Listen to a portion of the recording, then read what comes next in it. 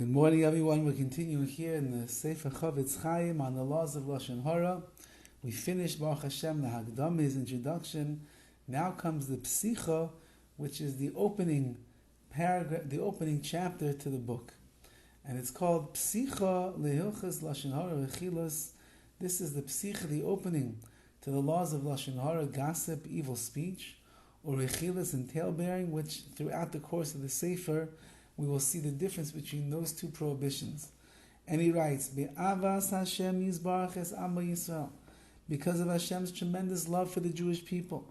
V'chofetz ma'od b'toivasam, and he desires our good, ad shekarim b'shem banim, we are called his sons.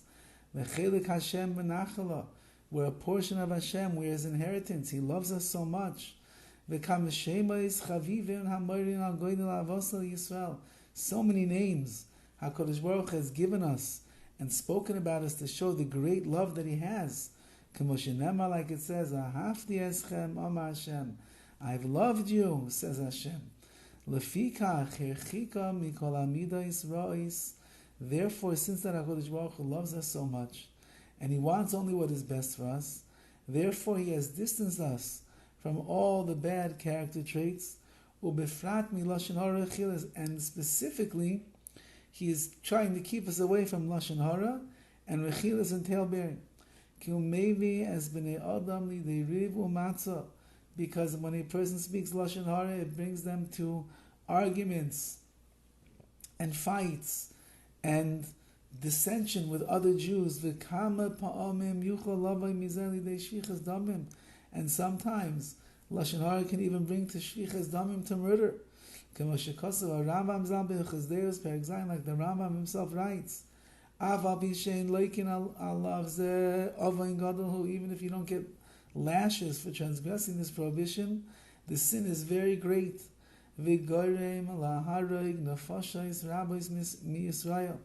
it's caused the death of maybe hundreds of thousands, tens of thousands of Jews amongst our nation.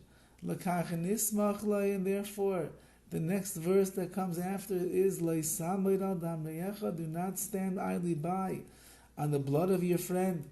Meaning,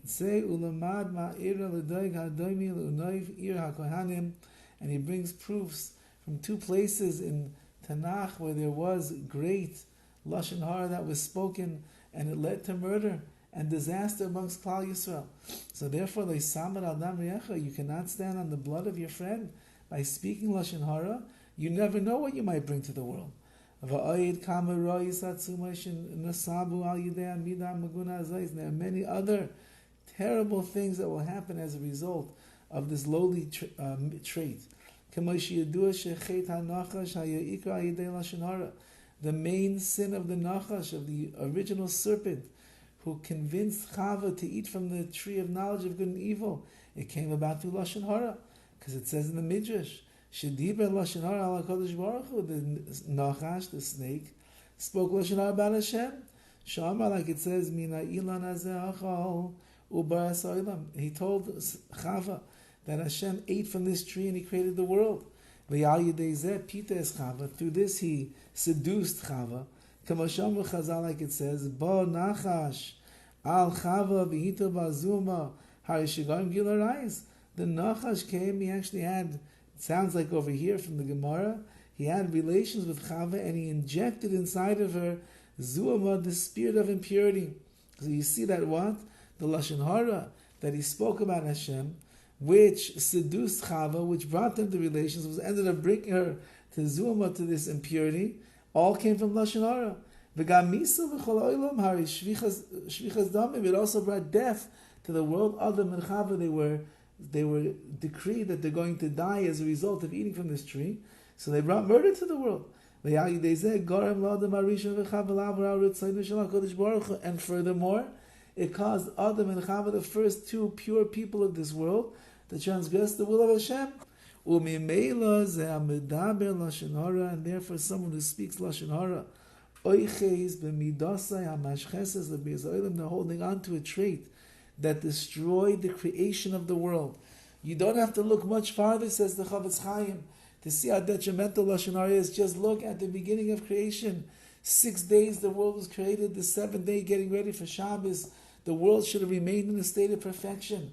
And the Nachash, the snake, comes along and convinces Chava through the modicum of Lashon Hara to end up transgressing the one thing that HaKadosh Baruch Hu told them not to do not eat from the tree of knowledge of good and evil.